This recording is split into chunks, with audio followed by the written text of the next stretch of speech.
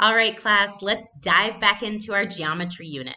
Remember that this week we're studying quadrilaterals or four-sided polygons. So today we're going to be looking at angle properties of those four-sided figures. We know that an angle is created when two line segments come together at a vertex. That space in between, how open, okay, those line segments are, that's what we call an angle. So let's look back at those quadrilaterals and refresh our minds of which ones we're talking about. In this unit, we're talking about rectangles, parallelograms, rhombuses, squares, and trapezoids. Those are some special types of quadrilaterals, and there are also quadrilaterals that don't respond to any of those types. We already know a couple of things about the angles in quadrilaterals. We know that the angles in a rectangle or in a square are all right angles. That means every single angle measures 90 degrees when we're in those special types of quadrilaterals called squares or rectangles. We can use this to identify the angle measurement in shapes that we already know the name of, or to name shapes that we haven't figured out what the name is, but we notice that all of the angles are 90 degrees. Now we're going to learn something new. The sum of all the interior angles, so all those angles inside a shape that is a quadrilateral, has to always be 360. Remember, we learned this about triangles, and inside a triangle it was always 180 degrees. Well, now inside a quadrilateral, it's always going to be 360 degrees. Now let's talk about one special quadrilateral. ABCD, the figure you see there, is a parallelogram. That means it has two pairs of parallel sides, and those pairs are also equal in length.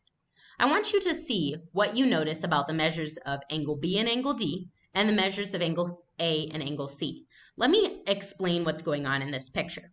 So in the first picture, we have the parallelogram ABCD all together. In the second picture, we've cut along that wavy line, and we've taken the little piece at the bottom and we flipped it over and flipped it over again. Notice how the red angle A moved from being in the bottom left corner to being in the top right corner. Okay? Now, once we've flipped the angle that way, we're comparing the two angles. So you should be noticing that the measure of angle A and the measure of angle C are equal, and the measure of angle B and the measure of angle D are equal. Through this proof, we can see that the measures of opposite angles of a parallelogram are equal. So this is a special characteristic that we know about parallelograms. ABCD is a parallelogram. I want you to notice what you see about the sums of the measures of angle A and angle D and angle B and angle C. This time we cut the parallelogram along that same wavy line, but we have flipped it just upside down and moved the bottom part on top. So we can see that when we put those angles together, they make a straight line. Remember back to our angles unit, all the angles that make a straight line together are 180 degrees. Okay, so measure A of angle A plus angle D, the one on the bottom and the top, equal 180. And the measure of angle B and angle C also equal 180. Now let's cut the parallelogram a different way. Flip the pieces around and see what we find. When we cut through the middle and we flip those pieces to put A and B together and C and D together, we realize that they also make a straight line. So the measures of angle A and B come together to make 180, that straight line. And the measures of angle C and D come together to make 180. The measures of each pair of angles between two parallel sides equal 180 as their sum. Now we have two different facts we know about parallelograms. The opposite angles are equal, and the adjacent angles add up to 180. Now let's apply what we've just learned. We see this parallelogram. Now we don't have any numbers here, so that means we should be filling in what we know with just the variables. Which angle has the same measure as angle A? Well, let's remember that in a parallelogram, opposite angles are equal. What's opposite angle A? Angle C, that's right. So angle A is equal to the measure of angle C. What about angle B? which measure would be the same as the measure of angle B? Opposite angles. All right, measure of angle B has to equal measure of angle D. Now we know that AD and BC, the two lines going this way, are parallel. So we can find out that the measure of angle A and the measure of which angle are going to give me 180. Well, it has to be the measure of angle B because we're looking at the ones that are between those two parallel lines, and so on and so forth. We use the two facts we know about parallelograms to find those equal opposite angles and to find those adjacent angles that add up to 180. Now, adjacent is just a fancy geometry term for side by side. Let's look at our next slide. Remember that you can pause or slow down this video to take a little bit more time to finish your Let's Do. Now we're going to look at how we can solve mysteries in parallelograms. We're going to use that mystery math called algebra, and we're going to use what we know to find the other angles. In this parallelogram DEFG, we're given one angle. Angle D is equal to 80.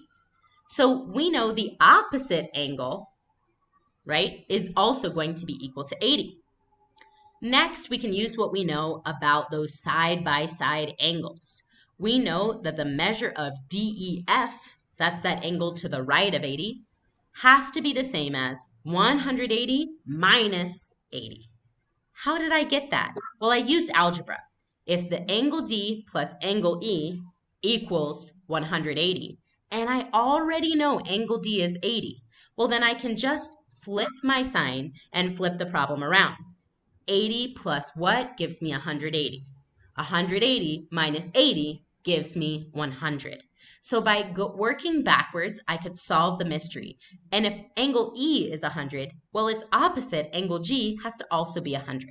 This way, we only knew one angle, and we were able to find out all the other three just by using what we knew about the properties of angles in parallelograms. Isn't that neat? All right, so here you're going to do the let's do using what you know to find the measure. Now I'm just going to give you hints here. With our yellow parallelogram, we're looking at the opposite angles. Remember that opposite angles in a parallelogram are equal.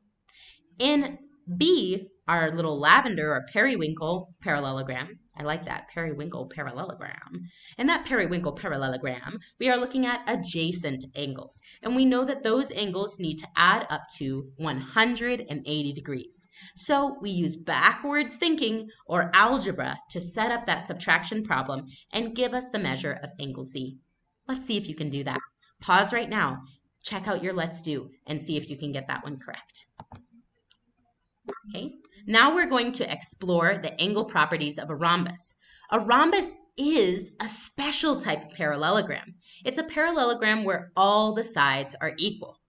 Okay? So we know that the measures of the opposite angles are equal because it's a parallelogram. So angle A and angle C are equal, and angle B and angle D are equal.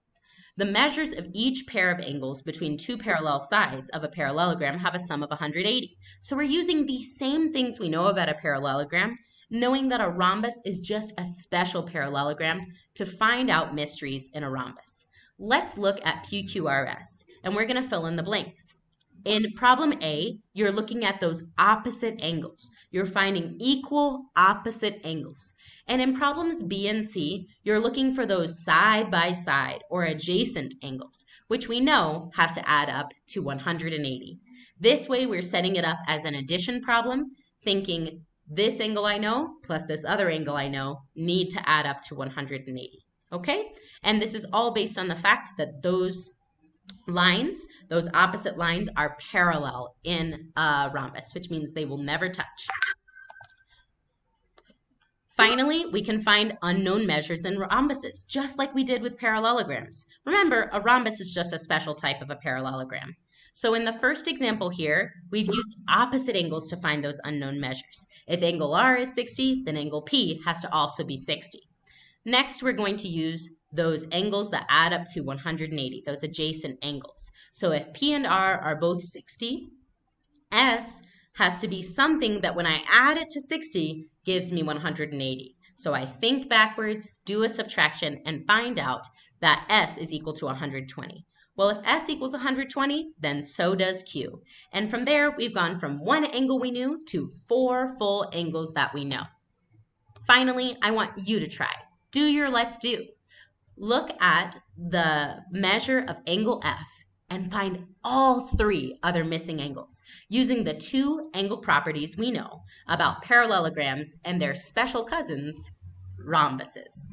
I hope this video has been helpful. Leave me some comments below so that I know what to improve for the next one or what questions you still have.